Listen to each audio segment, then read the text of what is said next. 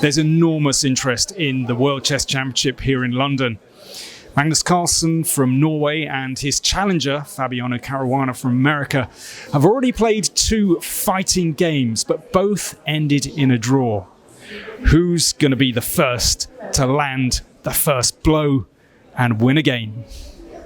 Once again, Carlsen played the Sicilian defence, but this time Caruana was better prepared. He initiated a complex positional struggle where manoeuvring predominated. First, Caruana stood better, then Carlsen.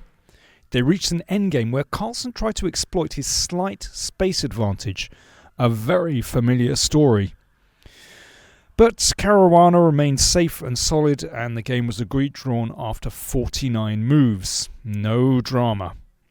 It seemed that neither player was completely happy after the game. Magnus, were you reasonably satisfied with the outcome of the opening?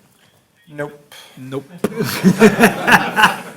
There was absolutely no reason to be satisfied. I mean, I thought I was just in for a long day, and then obviously a few minutes later I was much happier. But no, I mean, I cannot be satisfied with the opening. Okay. Now that you've played 3 games and you have all this media attention, tens of thousands of people watching every move you make, I'd like to know, is this whole process fun for you, or is it more grueling and stressful?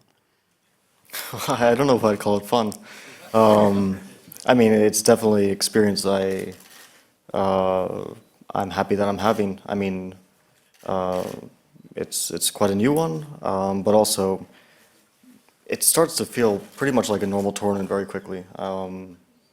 I mean, yeah, the first game, and especially the start of the first game was a really novel experience, but now it feels pretty normal. You know, you prepare and you play.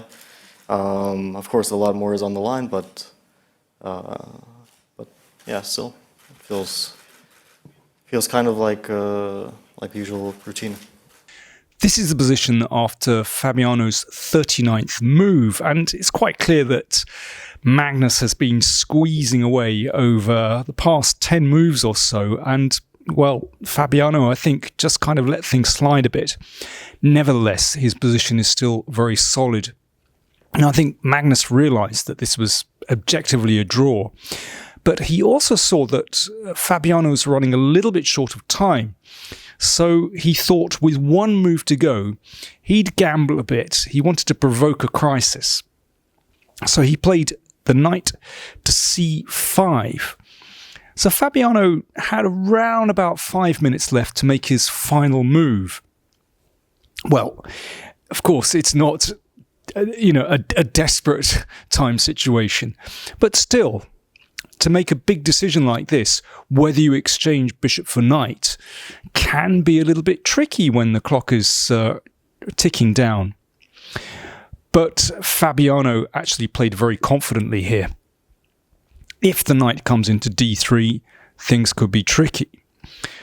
But instead, after not very much consideration, he simply exchanged bishop for knight. And after bishop takes, obviously the pawn is threatened. So king here. And king c6. Of course, black, if anyone is better, is for choice here. But it's going to be a draw.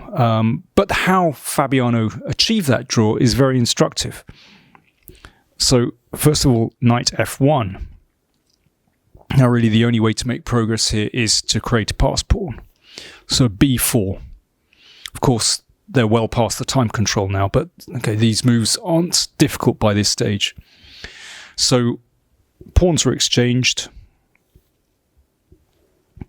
The knight came out to e3 and the king comes into c5. Well, at first glance, you might think, this is still tricky because perhaps the black king could come into d4, attack this one, maybe at some moment support the pawn advancing down the board, but actually it's very easy to draw this. So first of all, f4, so exchanging more pawns.